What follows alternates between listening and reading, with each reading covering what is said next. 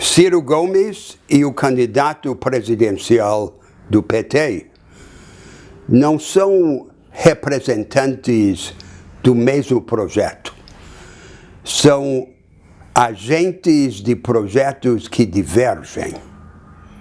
A primeira divergência tem a ver com a democratização da economia brasileira.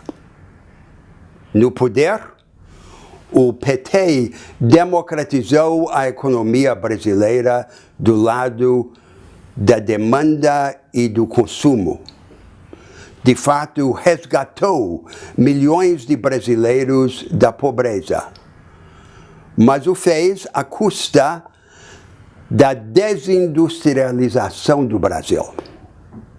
A economia brasileira andou para trás. A agricultura, a pecuária e a mineração pagaram a conta do consumo urbano. Agora, a tarefa é associar a qualificação do aparato produtivo com a democratização das oportunidades para trabalhar, para empregar, para inovar e para aprender. A democratização das oportunidades econômicas e produtivas. E esta democratização da economia do lado da produção e da oferta não se pode fazer só com dinheiro. Exige inovação institucional. Esta primeira diferença leva, portanto, a uma segunda diferença entre os dois projetos. Um produtivismo includente e capacitador, como aquele que a candidatura presidencial de Ciro Gomes representa, é um projeto rebelde de desenvolvimento nacional. E um projeto rebelde exige escudo. Em primeiro lugar, exige escudo fiscal. Radicalizar no imperativo do realismo fiscal. Não para curvar-se às exigências, aos interesses e aos preconceitos do mercado financeiro, mas pela razão exatamente contrária. Para que o Brasil e seu governo não tenham de ficar de joelhos diante das finanças e não dependam da confiança financeira. É o escudo fiscal da rebeldia.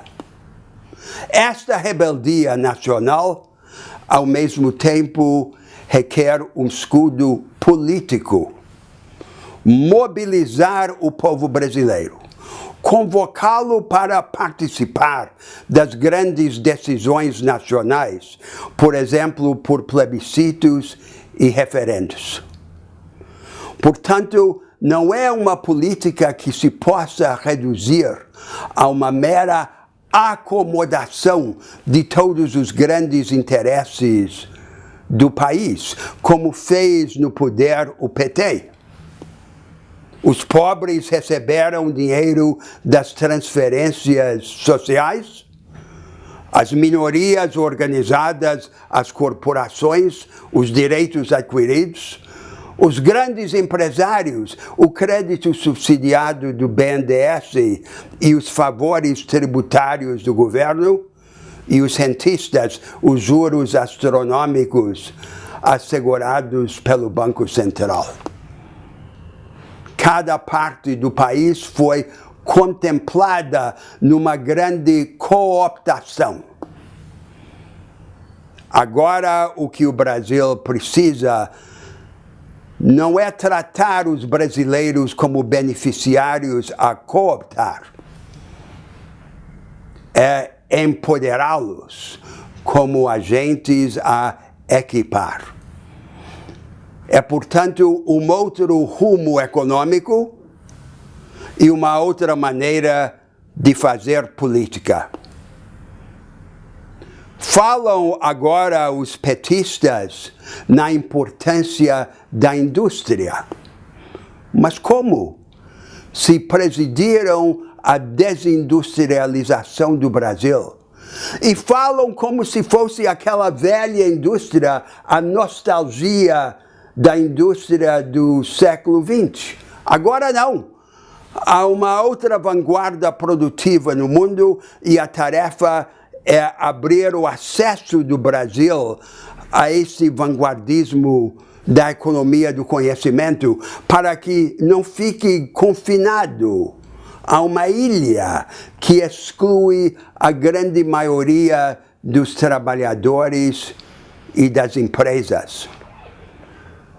Falam em interesse nacional, em nacionalismo, em independência, em política exterior independente.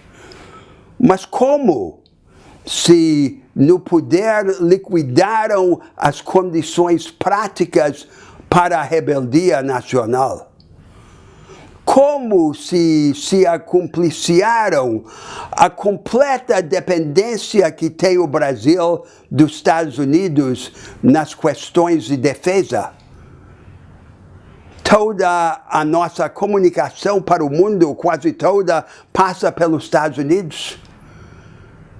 Todas as comunicações internas do Brasil são transparentes ao aparato de segurança do governo americano. E nossas forças armadas são dependentes do GPS americano. Se os americanos desligassem o GPS para nós, teríamos de conduzir nossos navios de guerra por navegação astronômica. Com toda essa retórica de independência, nunca levantaram um dedo para contestar as condições objetivas do protetorado que os Estados Unidos exerce sobre o Brasil em questões de defesa. Rebeldia nacional verdadeira tem de assentar-se num projeto rebelde de desenvolvimento nacional, que é o significado político e nacional desse esforço para empoderar os brasileiros e democratizar a economia brasileira do lado da produção e das oportunidades econômicas e educativas. Esta é uma outra maneira de entender a tarefa de centro-esquerda no Brasil. Não é dourar a pílula do modelo econômico. Não é providenciar o açúcar, como fez e ameaça continuar a fazer o PT. É assegurar aos brasileiros os instrumentos para botar para quebrar, para criar, para construir, para inovar, para que possamos aspirar no Brasil a uma grandeza compartilhada.